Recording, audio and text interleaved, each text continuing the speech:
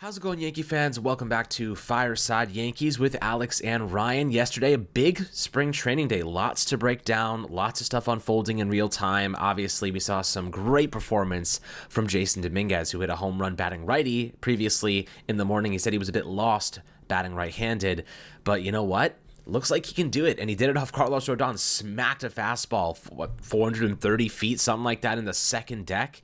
Down in Tampa. Pretty damn impressive. I'm excited to see what he can do over this Grapefruit League season. Obviously going into the regular season, hopefully just stay healthy, stay productive, learn left field. That's what we're hoping for Jasson. We'll talk about him and his development, what we saw from that. Bellinger had a good day. Of course, Rodon was a little bit down, but pitchers usually have these ups and downs in spring training. They're just kind of getting into the groove. They can't locate the way they want to. The velocity's down. These are all parts of getting into playing shape for pitchers. So I'm not worried about Carlos Rodon whatsoever. But we'll talk about kind of the storylines that have been unfolding. And Giancarlo Stanton, the double elbow tendonitis. What does that mean for the Yankees? Where does that leave us? That's a problem. That's a big problem. And I'm not going to sugarcoat that because it's a serious issue. And if he's dealing with what he called very high pain, he's going to miss time this year. And who's our DH in that? Is it Ben Rice? I mean, I love Ben Rice. He looks absolutely jacked. We'll talk about him too. But Ryan, obviously a lot happened yesterday. Kind of rounding it out today. There's a lot more storylines to drop in the afternoon, I'm sure. But we'll talk about what we do know so far before we dive into it. How you do today, my friend? I'm doing all right. I missed the weekend, wasn't able to be around. Enjoying Valentine's Day, got away a little bit from the craziness of Yankee baseball. And Alex, to say that I missed craziness might be an understatement because while I am, out in Pennsylvania, just chilling, trying to relax, I check my phone. I'm like, why is there 32 notifications? And all of them is about Stanton being dead. So, Stanton, his elbow situation is obviously a big concern for the New York Yankees. Their biggest question mark, I think, as a roster was whether they would get enough offense, whether they could score enough runs or do enough damage with their bats. And Stanton was one of their best hitters, or is one of their best hitters, and losing him for any period of time is going to affect that offense. And when you look at especially the right-handed power depth, there's not a lot of it, right? It's Stanton, it's Goldschmidt, it's Judge. It's those three guys. They're going to provide you the right-handed power. Can't really rely on anybody else to do that. You could dream on Anthony Volpe being that and taking that step forward. You can dream on Jasson Dominguez from the right-handed side, making improvements, which, Alex, you referenced that bomb he hit off of Carlos Rodon. Oh, my God, was it a bomb? I mean, I saw it. I saw it on Twitter. And I go to my girlfriend, I'm like, all right, I love you. Just gotta give me a few seconds. Just look at this. Just gotta let me look at this. This is beautiful right here. This is gorgeous stuff right here. But as it pertains to the Yankee offense, you mentioned Ben Rice. I think he should be first in line to win the DH job. I think he should be first in line to make this team off the bench. I think if you look at bench utility, bench usefulness, Ben Rice is so much more useful than DJ LeMahieu. He is so much more useful than Oswald Peraza. He is far more useful than any of the backup catcher options they have because he can hit potentially. I know that people are going to say he didn't hit much in the major leagues last year. He may have been one of the most unlucky, unfortunate, just unsustainably bad players I've seen at the major league level. He is the only player in StatCast, since we've been tracking StatCast data, so the only player in recorded history to post a barrel rate of above 15%, hit under two, or have a batting average on balls in play under 200, and have a isolated power under 200. Now that's a lot of baseball jargon. What does that mean? BABIP, batting average on balls in play, is very self-descriptive. It's your batting average on balls in play. League average is around 280 to 290 to 300, somewhere in that range. For lefties at Yankee Stadium, it's typically around 260. Yankee Stadium is not great for hitting for average, so just typically speaking, Yankee Stadium will produce a lower BABIP than most ballparks. And, for a lot of guys who barrel the ball a lot and struggle to hit for average, I looked at kind of the data set there. It's Josh Donaldson, 23 with the Yankees, Gary Sanchez, his years with the Yankees, Kyle Gashioka, his years with the Yankees, declining Ryan Howard, Kyle Schwarber, guys like that. And they all kind of share very similar profiles. It's an extreme amount of fly balls, an extreme amount of swings and misses, and Ben Rice doesn't have those two qualities. Now, he does hit the ball in the air a good bit, but he doesn't have this, I'm going to sell out to hit fly balls approach. He can hit, those low liners. He has a pretty balanced all-around approach when it comes to batted ball data. I think he can win this job. I think he should win this job. And I think, when you look at, I also did a lot of film review on Ben Rice last night, kind of like preparing for today's episode. I counted 8 fly balls that died at the warning track that turned into outs or weren't home runs. That's over 8% of his, that's over 7%, of his batted balls. I did it for Aaron Judge as well, kind of to do a comparison here. Aaron Judge was out 5.8%, Ben Rice around 7.3%. So, as you mentioned, Ben Rice's physique, like it improving, him getting a little stronger. You convert 3 of those into home runs, 4 of those into home runs, and his OPS would have climbed into the 740 range. And that 740 OPS is kind of in between Austin Wells and Giancarlo Stanton. So, Alex is a guy who hits the ball hard. He makes good swing decisions. He controls the strike zone well. He can make enough contact. He should make this team out of camp. I hope he can seize his opportunity because at the end of the day, the Yankees are going to need someone to step up. The only thing that sucks is that he's left. I can't believe I'm saying this. Is that he's left-handed and not right-handed because Giancarlo Stanton provides that right-handed punch. You're going to lose a little bit of that in your offense. Alex, as things stands right now, though, the Yankees shouldn't be surprised by this.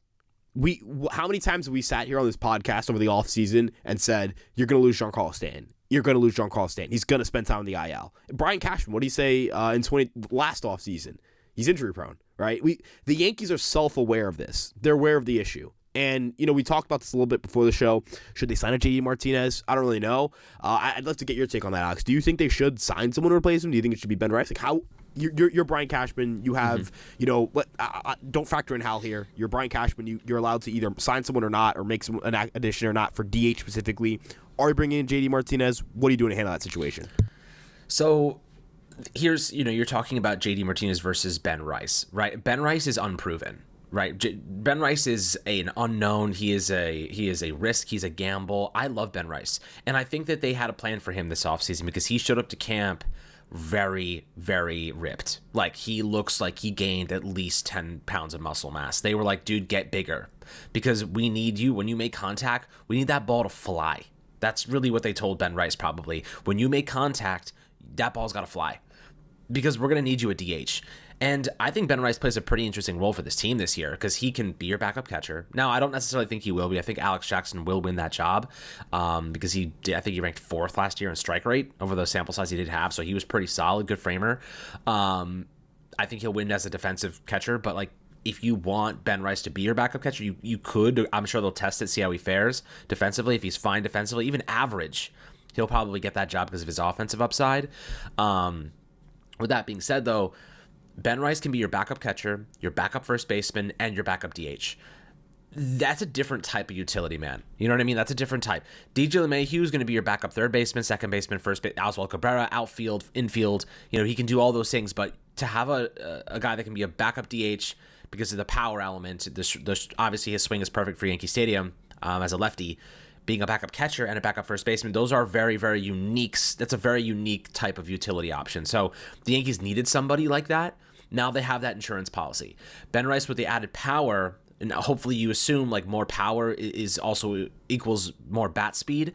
He'll be able to catch up to fastballs. He'll be able to catch up to some of these pitches he was whiffing on because he just was not used to it yet. I mean, we saw a glimpse of his potential against Boston. I think it was July 4th or 7th. We had that 3 home run game with 7 RBIs. It's an anomaly, but you saw what that swing can do in Yankee Stadium. It's really specifically every single home run was punched to right field. Right? So I think that we've really liked Ben Rice for a long time, Ryan. When he starts to click, when he starts to get it, he doesn't lose it. Like he figures it out and he stays there. Like he doesn't really go through those stretches where like this guy's not a major leaguer, this guy's not a AAA guy, this guy's not a AA guy. Every time he's gotten to that level, it's taken him a bit of time to get used to that level, but once it clicks for him, he gets it and he's there and he's able to sustain his success. So that's why, like, if the Yankees don't make a move, I'm that optimistic that Ben Rice is going to be a good player for us. However, it's a risk because he's unproven. It's a risk because he hasn't done it sustainably over the course of however many years. JD Martinez, on the other hand, he's 37 years old. He's an old guy. He's not going to cost you a lot of money. I know Justin Turner, who you mentioned the other day, I would have liked as a potential DH as well, just signed with the Cubs. So JD Martinez is the last guy on the docket here. And last year he was above average, right? He hit 235, 320, 16 homers, and 69 RBIs over 120 games, out of about 500 plate appearances. He had a 108 WRC plus. The year before that, he had 33 homers, 103 RBIs, right? Like, so he's getting worse over time, but you're not asking him to be vintage JD Martinez, what he was with Boston when he was hitting 40 homers a season, 35 plus homers a season. That's not the version of JD Martinez we need. We need the guy that's going to step in with that level of experience, and he cannot take an at-bat for a week, step in, and give you competitive at-bats because of that level of experience, because of how many pitches he's seen in his life. That's the difference between Ben Rice and JD Martinez. Ben Rice needs time. He needs daily at-bats. He needs experience. The Yankees can't offer him that. They're going to be asking him to step into games and play without seeing a pitch in a couple days, most likely, if he is a utility man in this regard. JD Martinez can step in any day of the week and probably give you a better chance of being productive. So, yeah, I don't think he's going to cost you a whole lot. He doesn't want to retire, and I think he's a good backup plan for the Yankees at DH. What do you think about that? I think it's just unproven versus proven and experience. I think you have to make a move there just because the insurance policy is necessary, and Ben Rice can still be your backup catcher and your backup first baseman.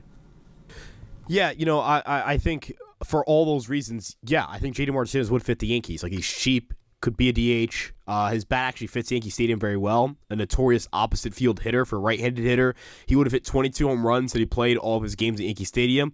I understand, can't play all of your games at one ballpark, but that's a 6 home run improvement. And if you look at his spray chart, it's just perfect for the ballpark. It really is. But I think that where I'm at right now, my realistic meter, like, what's realistic for the Yankees is that I think it'll be a minor league free agent signing, bring in somebody who could just supplement the position, whether that's a Mark Canha. I know that I think Joel Sherman mentioned that Mark Canha was someone the Yankees had reached out to in regards to a minor league deal. I know the Mets, I think, had also done a similar thing, and that was reported upon a little earlier in the offseason. I don't think it's going to be glitz and glamour necessarily, Alex, but I do think, they should just bring in another bat, just have some more insurance.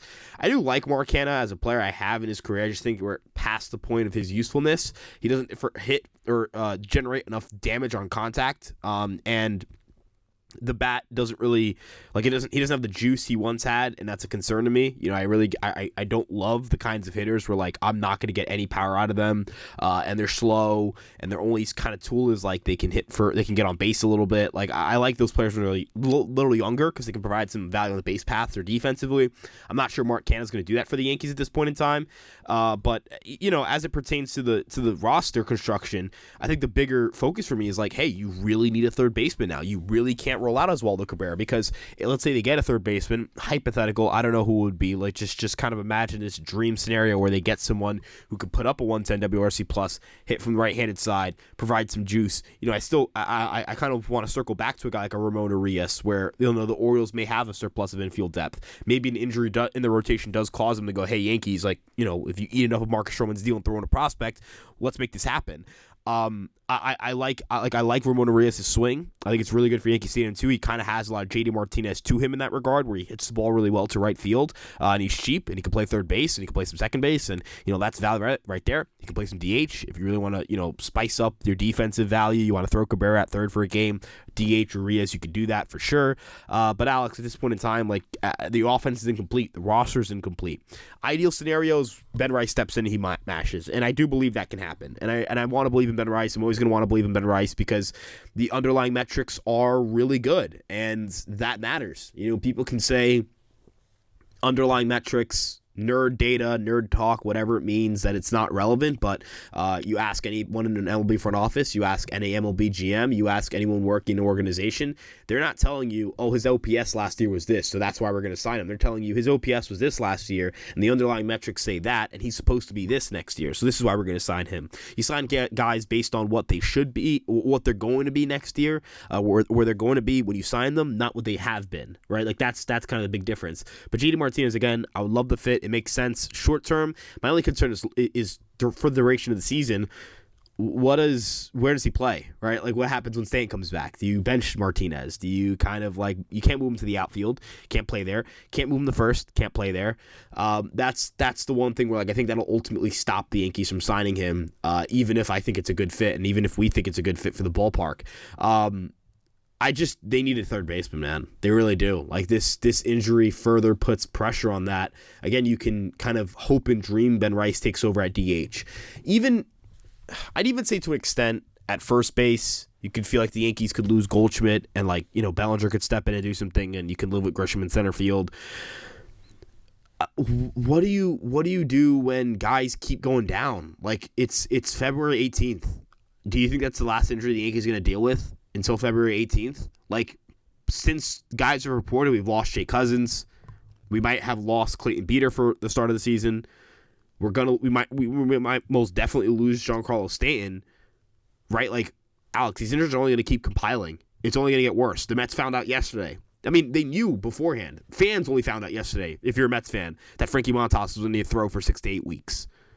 So, you know what I mean? Like, we're in a weird, this is the time of year where guys get hurt. And guys are going to keep getting hurt. And it's up to the Yankees to execute and go out and complete their roster because, Alex, we've preached patience. I think you and I have done a really good job of trying to keep a level head throughout the offseason, not, kind of sit here and go rah. I hate Brian Cashman, I hate Aaron Boone. But, fans are getting impatient. And more importantly, time is running out for them to get a third baseman. Although I do think there is time for them to do it. Yeah. I mean, we'll see how they approach this. But look, Cashman's not stupid. He understands that there are limitations to this team and that they do need another bat because otherwise it's going to get uglier fast. But, I don't want to be the source of pessimism. I do think that this team is obviously talented in many ways. I think the starting rotation is very good. You look at, like you just mentioned, the Mets. I wouldn't want to be in the Mets' shoes right now in the pitching department. Like, they have Clay Holmes as their number 4 starter right now. Frankie Montas, they're paying $17 million a season, and he has a player option next year, and he's cooked. Like, he might barely play for them. I remember them signing and be like, that was a risky move, but they have a tendency to try and hit on guys coming off of injury, 1-year rebounds. They didn't anticipate Montas getting injured immediately, so obviously a little bit bad luck for the Mets, but their bullpen, it's good. It's okay. The Yankees have a much better bullpen on paper. So I do think that from a perspective of, if the Yankees got one more big bat, one more guy at third base, and, a lot of people still want Arenado. I get it. He's just not offensively that good anymore. We need a big bat. We don't need an elite defender. We have 3 defenders right now competing at the position. Arenado was an average hitter last year, league average. We need a guy that's going to be 120, 20% above average. Even 15% above average would give you at least move the needle. If you want to go with a great defender, just stick DJ LeMahieu there. Just stick Oswaldo Cabrera there. Cabrera could be a 95 WRC plus guy this season and give you almost similar value offensively to Arenado for a full year. Like that's what we're talking about right now. We need another big bat, not another defense first guy. Obviously the defense is necessary and Cashman is focusing on that. A big bat, hopefully you acquire a guy that also is at least average competent defensively. So I do think, when you look at this team, we have specific needs. Stanton having double elbow tendonitis is a big problem because he was dealing with it towards the end of last season. He said the pain is very high. I don't know where that stems from, weightlifting, whatever. Obviously, maybe he needs to lay off on the 120-pound dumbbells. I don't know. This is a situation that they're monitoring, but the fact that it's already happening and he hasn't even taken a swing yet, he hasn't swung in a couple weeks now, it's not good. And Cashman needs to be careful with how he approaches this, because if you want to be a contender this year, you got to go get somebody. And listen, Ryan, it doesn't compromise next year's plans either in any way, because you have so much money coming off the books. If you go get yourself a good quality third baseman right now, like if you sold the farm for Brendan Donovan, I know his name has to come up at least once in every episode because I'm trying to talk this into existence, guys. This is not a thing that goes by me anymore. I have to keep saying his name until the Yankees get him. So if they were able to swing a trade for a guy like that, you have a great third baseman, and all you're giving up prospects, right? Next year, the Yankees have enough money to make a big play at Kyle Tucker. And I watched Kyle Tucker take his first swing of the spring, and he launched one off the wall, his first swing of the season. So, I do think this is a situation where the Yankees have money to spend next season. They're going to be able to bid up for a guy like that. The market for Vladdy is going to be really, really high as well. I don't think they're going to make a play for Guerrero Jr., but he will be a distractive measure for teams. Like the Mets, obviously they're not going to probably go after Kyle Tucker, but, the teams that are going to be spending big probably are going to be looking at, it's going to be a big thing between Vladdy and Kyle Tucker. Those are 2 $400 million plus guys. You know what I mean? So the Yankees may have the ability they'll be able to thin the market because Vladdy will be highly sought after by a couple other teams. So it's going to be interesting. I'm fine selling prospects right now, Ryan. I'm fine selling even a Clark Schmidt if it meant getting us a really good third baseman, because we have money in the future. So, I think that there's still plenty of time. I'm not freaking out by any means. I'm definitely being a little bit cautious and patient. There's no reason to go get somebody right now because it's still only spring training, but we do recognize that there are needs. Now, let's talk about something else, because I want to talk about Jasson Dominguez and his growth and development, because that's a little bit more of a positive, kind of discussion. Dominguez yesterday said he felt lost batting righty last year. He feels confident. He feels good where he's at in left field. What are you thinking about him right now? I mean, the way that I saw him swinging that bat yesterday, the confidence that he's exuding, the way that he's saying, like, yeah, the expectation's there, and I'm going to live up to it. I think we might be looking at another Rookie of the Year candidate. If he stays healthy, I wouldn't put it past him to win the Rookie of the Year for the American League. This guy has that much talent. What are you thinking so far, the confidence he's exuding already in camp? Yeah, I mean, look, man, I wish I could. I want to be reasonable with Jasson Dominguez because he's a prospect. I want to, but it's so hard, man. Like I always say, like, spring training. Don't get too caught up in the videos. Man, when I was seeing Jasson Dominguez swing it, dude, I was with my girlfriend when I saw Dominguez hit that bomb yesterday, and for a second, I'm really thinking to myself, I'm like, my girlfriend, I think she's the most beautiful girl in the world. I may think that video was the most beautiful thing I've ever seen. I really sat there. Dude, Jasson Dominguez swing a baseball bat and hitting absolute nukes. It just feeds. It got me going, right? Like, obviously Stanton getting hurt, it disappoints me. It's sad. I'm not happy about it. I'm not happy about not having a third baseman. But man, you see Jasson Dominguez just absolutely sock a ball over the fence, and you're like, oh yeah, Yankee baseball's back, baby. You know what I mean? Like you're like, yeah, Yankee baseball's back. We're back. Let's the hype machine. You just kick it right back up, and I think that's the important thing with the New York Yankees, and that's why. There is a level of excitement for this season for me that will not go away. I won't let people take it from me. And it's because there are two young players on this team, in Ben Rice and Jasson Dominguez, who could actually have really good years. And by having really good years, we could reinforce the future of the New York Yankees. And that this organization is willing to play those two guys and give them the runway. See, a lot of people, I think it's one of the stupidest narratives on Twitter. And Alex, again, you and I, we're never gonna bat 1,000 on our takes. We're never gonna do it. Never gonna happen. But what I think you and I do a really good job of doing is not falling for the stupidity, for the stupid stuff. The people going like, oh, Anthony Volpe, he got so much more runway than Jasson Dominguez. The Yankees hate Jasson Dominguez. If Jasson Dominguez was named Jason Vitale, he would have played every day. Yeah, the Yankees don't like Jasson Dominguez, I'm so sure. When he was 20, they had him come from AA to AAA and let him play like 8 games and brought him up to the big leagues. He would have been the starting left fielder for the New York Yankees from 2023 till this point, uncontested, unquestioned, and the guy didn't tear his UCL. So, miss me with that BS. And also the idea that Anthony Volpe's some bum in short order is just crazy to me, but again, different conversation. Let's focus on Jasson here. Jasson Dominguez, the way that Aaron Boone has talked about Jasson Dominguez and Brian Cashman has talked about Jasson Dominguez, the only thing that makes you think that he may not play is the competition thing. But he should have to compete for his job. Jasson Dominguez shouldn't be handed his job. I don't think anyone should be handed their job outside of like Aaron Judge, Garrett Cole, Max Fried, Devin Williams. You know what I mean? Like I love the idea of not getting your job handed to you. You have to earn that crap. But it seems like they're going to give him a ton of runway and that he's going to play. He's going to play every single day and that the Yankees are going to keep experimenting with him in left field and they're willing to try it. They believe in the guy.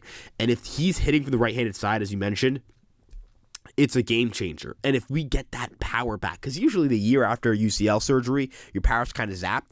If Jason's smashing the ball like that all season, if he's just blistering the baseball to left and right field, oh my God, man. Like this is a guy who's through his first, it's like 50 games so far, 30, I think it's somewhere in the 30 range.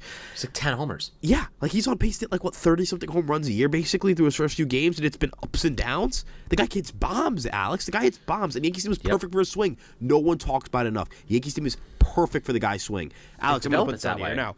He might hit 30 home runs. He might mess around and hit 30 home runs this year. He really might. I agree.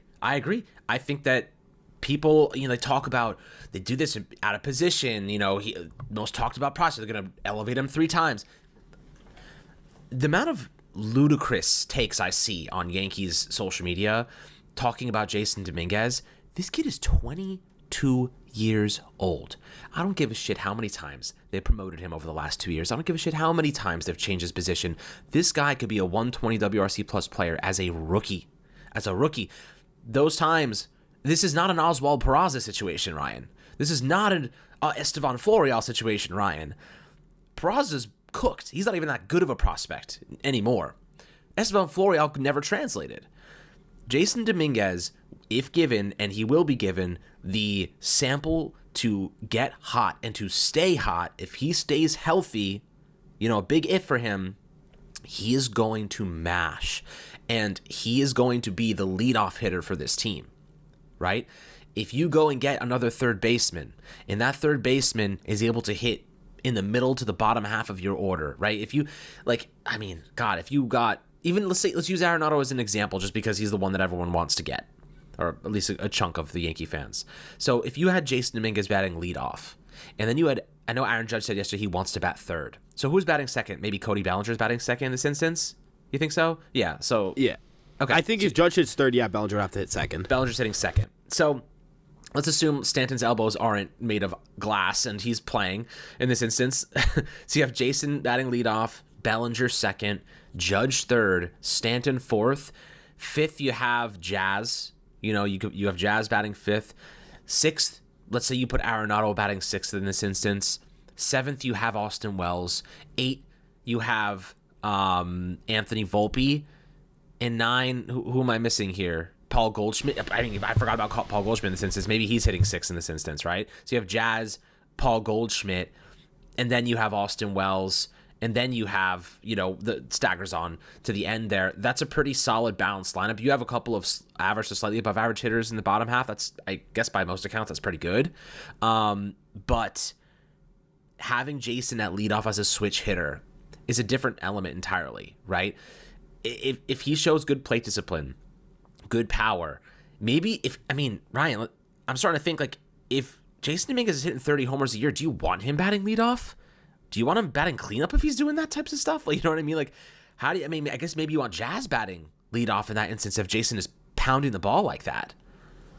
It's a phenomenal question. And look, this is where Jasson Dominguez, hey man, this is your opportunity. This is your golden opportunity. This is your golden ticket. Let's get some runway going. Let's hit the ground running. Look, I'm not saying your expectation has to be 30 home runs. Obviously, Alex and I, we love Jasson. We've loved Jasson for a while, and we think he's capable of doing a lot. But this is his golden ticket, man. If he hits, as you mentioned, you can figure out, he hits. Whenever he wants to hit, he'll hit, right? Aaron Judge, he wants to hit third. The Yankees might hit him third because he wants to hit third. I'm not saying I like that process. I think Aaron Judge should hit second. That's just my opinion, but I don't really care. I just care that Aaron Judge is playing every day. You know what I mean? And as long as I don't hit him ninth, I don't care.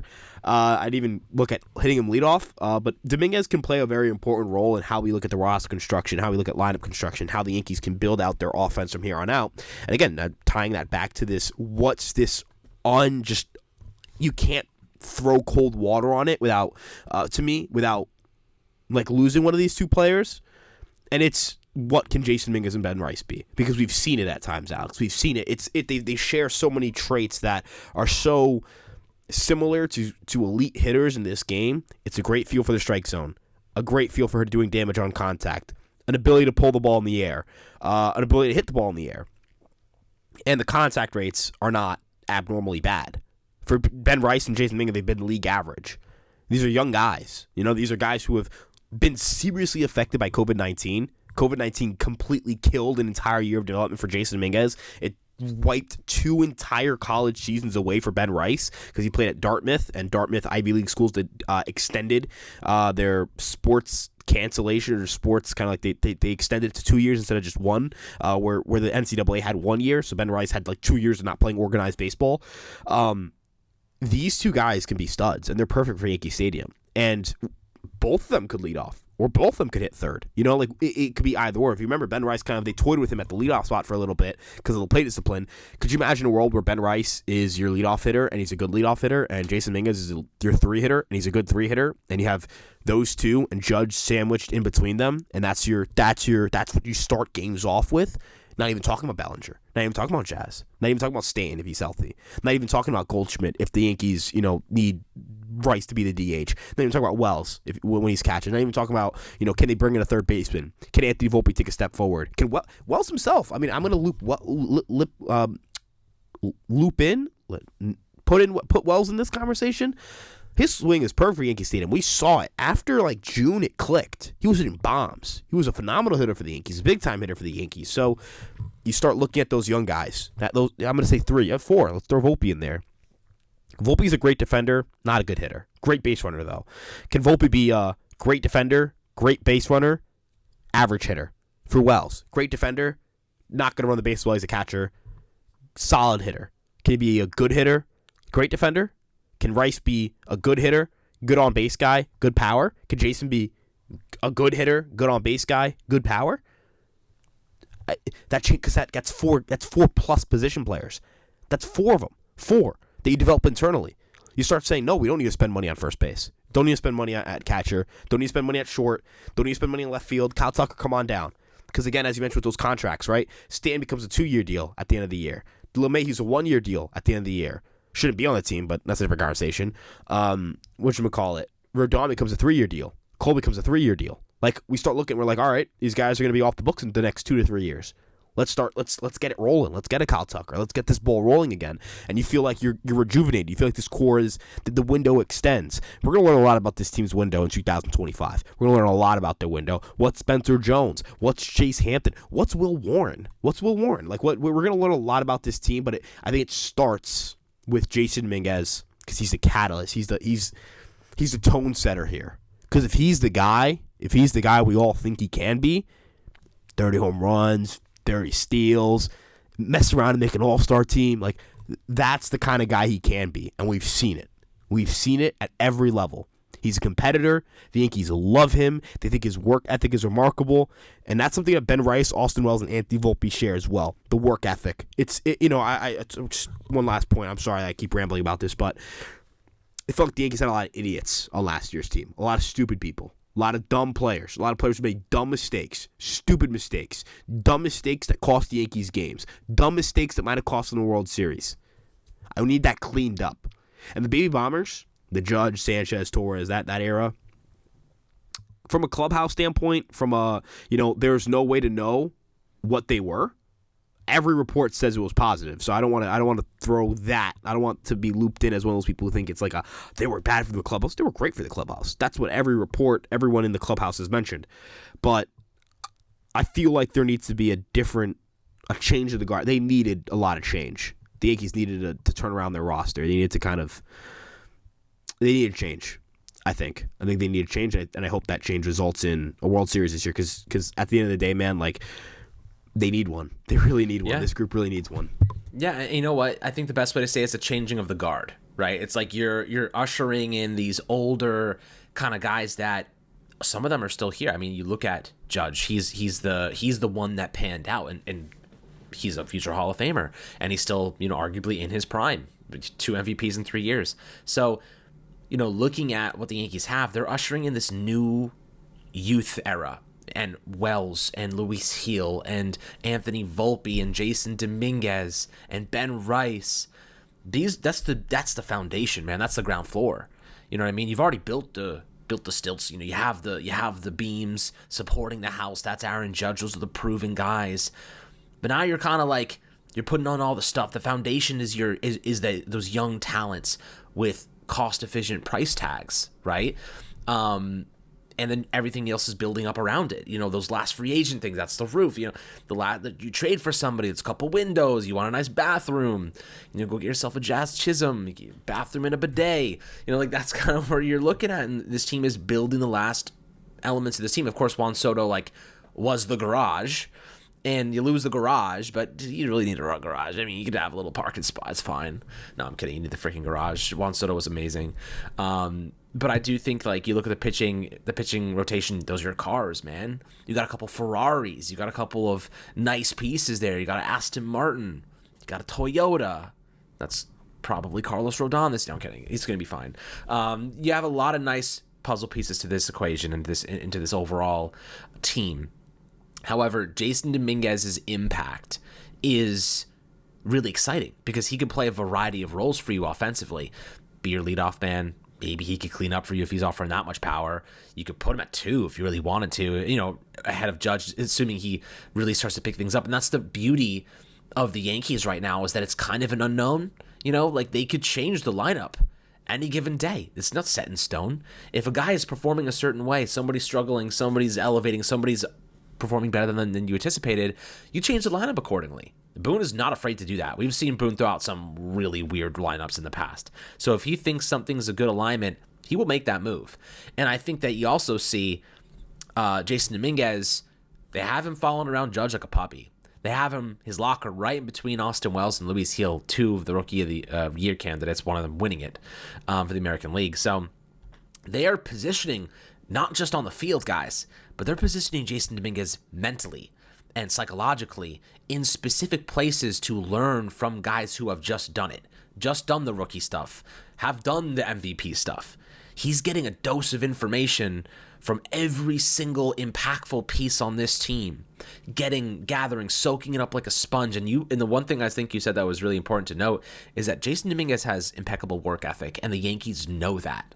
So they're leaning into that work ethic, and he's watching. This team is full of guys that have maybe not so much aura at times, but Jazz has that aura. They have spunk, they have talent, they have work ethic, they have physical health. Obviously, they prioritize that. Stanton's a lost cause at this point. DJ LeMay is a lost cause at this point, but there are guys on this team that take care of their body really, really well. And Paul Goldschmidt's a guy that I'd be watching if I was Jasson Dominguez. That guy has not played fewer than 150 games. This is not including the COVID season, Ryan, since 2014. Has not played less than 150 games. There is something there. There is a recipe for keeping your body healthy. Jason, go figure out what the hell Paul Goldschmidt does to keep himself healthy. You know what I mean? Those are the things that you need to be learning right now as a rookie. So, it's a long season, but really optimistic about him. Now, I want to talk about the impact of Cody Bellinger. He had a home run off Rodon yesterday as well. He looks great. He looks like he's soaking up the aura of being a Yankee. He's wanted to be here for so long. Bellinger at number 2, batting second. I think this is going to be a 120 WRC plus guy, if not better. That's my early projection for Bellinger if he stays healthy. He was a 109 WRC plus guy last year, but he would have had 6 more home runs if he played in Yankee Stadium. That would have boosted it a couple percentage points, Ryan. What is your outlook for Cody Bellinger this year? How his role is going to be defined? I know he can play first in center, but offensively mostly, he's going to be playing center for the most part. Offensively, you think he's best fit for second. Why is that?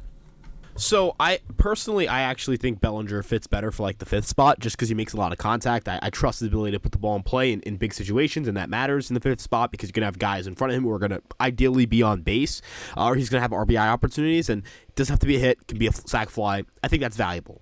As for what his role looks like on the 2025 Yankees offensively, as a center fielder, that's really valuable because he can play pretty good defense out there. He can go out and get him with the best of the best in the outfield. He's a good base runner, and the Yankee Stadium fits his swing so well. That's a big part of this for me. It's the power that he's going to have at Yankee Stadium. He's got to keep leaning into, I'm going to hit the ball to right field. I'm going to hit the ball to right field. I'm going to hit the ball to right field because it didn't work as well for him in Wrigley because it's just not as favorable of a ballpark to do that in. It's going to work super well at Yankee Stadium. It's going to work so well there. He's going to hit tons of bombs doing it. I mean, this is a guy who could hit 25, 26 home runs playing at Yankee Stadium. Totally on the table. So, again, we can talk about what this team can be, what this team will be, won't be. That we can't figure that one out. We don't know what they will be. We don't know what they won't be. But what they can be, they can be a team that hits a lot of home runs. They could be a team because of a guy like Bellinger, be a little more athletic, run the bases well, play good defense. They can do all those things. It's just a matter of health, preparation, and execution. It comes down to those 3 things. A lot of it is, hey, can you do what you did last year? Can you do what you did last year? Can we, as a young player, can you take the steps forward? Can you lean towards your strengths? Can we get a little bit of some better outcomes luck-wise in some regards? Can we stay healthy? It's things where it's like the Yankees need to just be able to, hey, we roll the dice with certain players who are good fits at this ballpark. Let's hope that those dice rolls work. I think the Yankees spent a lot of time getting players who don't fit their ballpark well. Verdugo's a good example of this. He kept hitting like it was like Fenway was. He was playing at Fenway. Like there was a big left, 310 left field fence, 310 feet away. They could bang doubles off of. No, you play at Yankee Stadium, bro. You got to hit the ball right field. Bellinger does that. Bellinger's not like, oh, I'm going to try to spray doubles off left field. Like, yeah, it's not going to work here, man. It's going to work anywhere else, but not here. Or even a Goldschmidt, where it's like, yeah, bro, I'm going to try to hit the ball center field. No, like he has a good right field approach. It's going to work here. That should work here, at least power-wise. I don't know how everything else is going to age. That's a whole other conversation. I've spoken about my pessimism on Paul Goldschmidt before, but I do recognize it's a good fit for the ballpark, and maybe that will counteract an aging curve. I don't know. Just trying to throw things out there. But as it pertains to Bellinger, again, if he can, I think it makes sense for him to hit fifth because, again, you kind of look at what the Yankee lineup should look like when healthy. Stanton's still a question mark here. If you got, let's say Dominguez, Judge, Chisholm, Stanton, Bellinger, I know that if my guys are on base, Belly's right there. He's gonna move guys over, and then it's a nice. You hand that right off to Goldschmidt. What you could also do with Bellinger, because he can hit lefties about as well as he hits righties. You don't view him as just like a lefty in that regard. Like if you want to hit Wells sixth against a righty and hit Goldschmidt seventh against a righty, and then inverse them against lefty, you can do that. That's something Aaron Boone should look into doing because it's going to give you better matchups. It's going to put you in a better position to win ball games. We talk, and then we look at the 8-9 guys, it's Volpe and whoever plays third.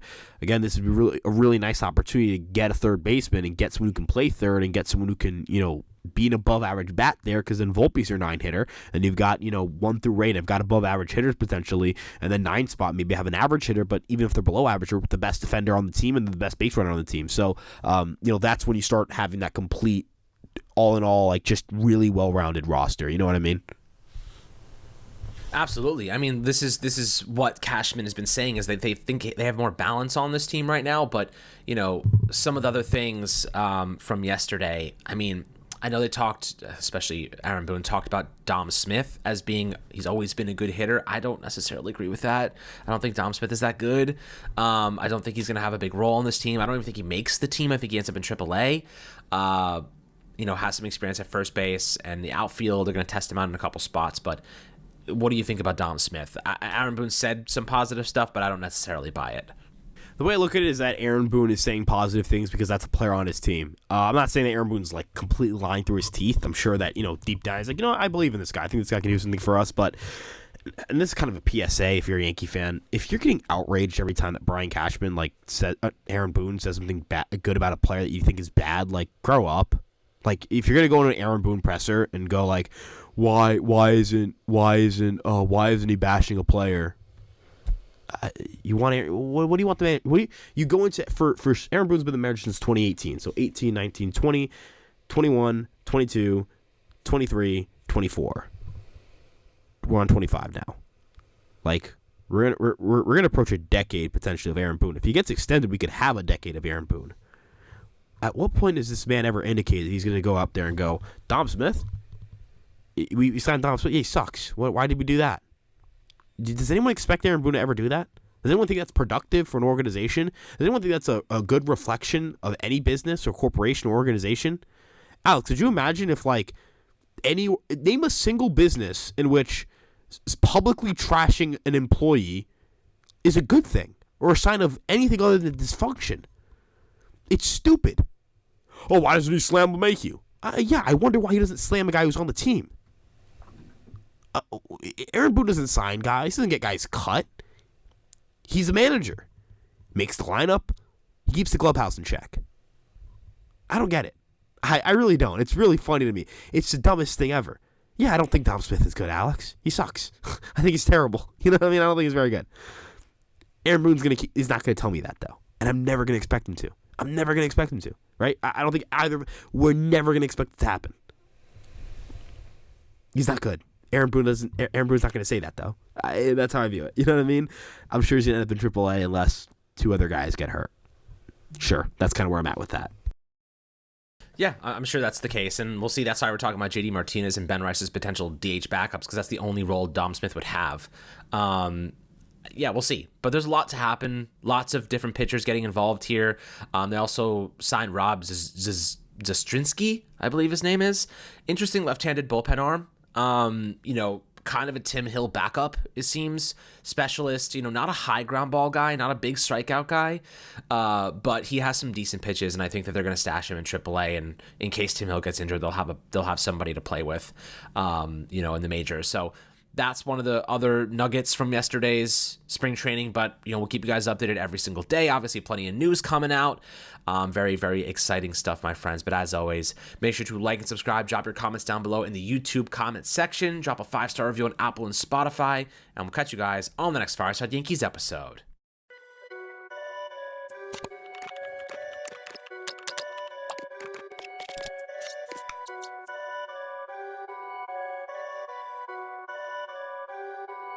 Perfect.